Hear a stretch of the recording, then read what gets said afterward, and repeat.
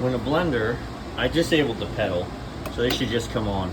When it won't come on by itself, if you bump it and it comes on, and this is something don't do because you can hurt yourself, but if you can bump it and get it going, look at that. That is what happens when brushes go bad. And eventually, and that's going, looking at what that looks like, that's going to have damaged the motor pretty good. Let's take a look. Alright, we've shown this lots of times, but there it is. So that's the brushes in there that are supposed to be just not making contact with that motor to get it jumping. Alright, I have it laid on its side just because the orientation's weird. It's a lot easier.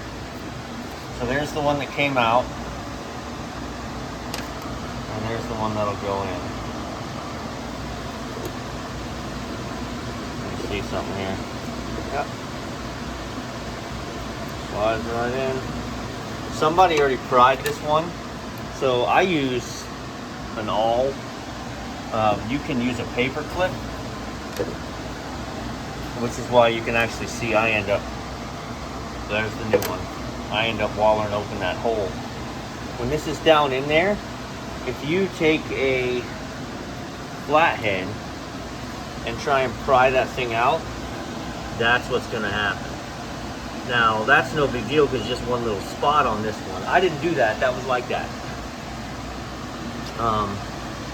I take the flathead and I pop it right in here. That pushes it up a little bit, and then I can take my awl, go straight down into the hole, and then put an angle on it and pull it out. But if you actually pry it, you'll break big chunks of this off, and then the cap won't go back on, and you can't get your brushes in.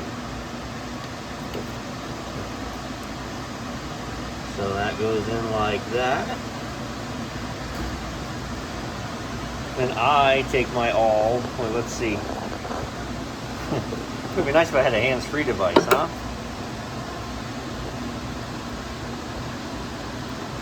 My son just bought me one and I haven't brought it in yet. Hang on.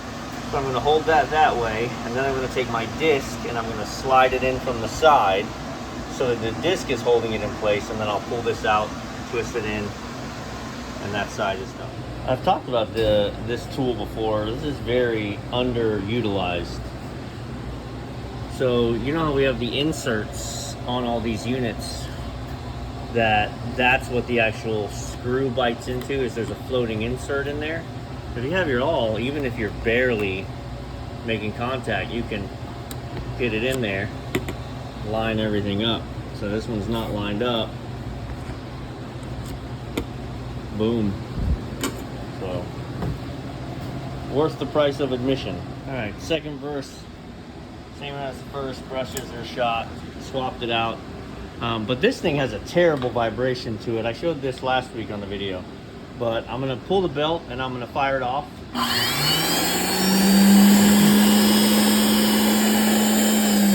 And we're going to see that the motor and shaft is fine. It's the beater that gets bent, and you can actually see it down here when it spins. It's got a wobble to it.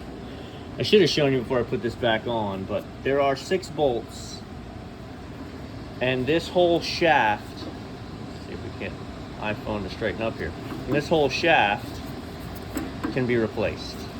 So I've got some Blizzard machines in the graveyard. Most Dairy Queen operators do, because those little motors die, and the cost of the motor is so high in proportion to the cost of the Blizzard machine. Time you pay a service guy to come out, doesn't make any sense. So let me put this back on. I know, don't roll a belt on. Terrible people who do that.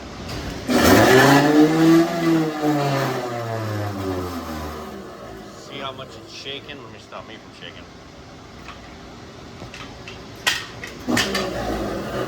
Ah, pedal's running away. So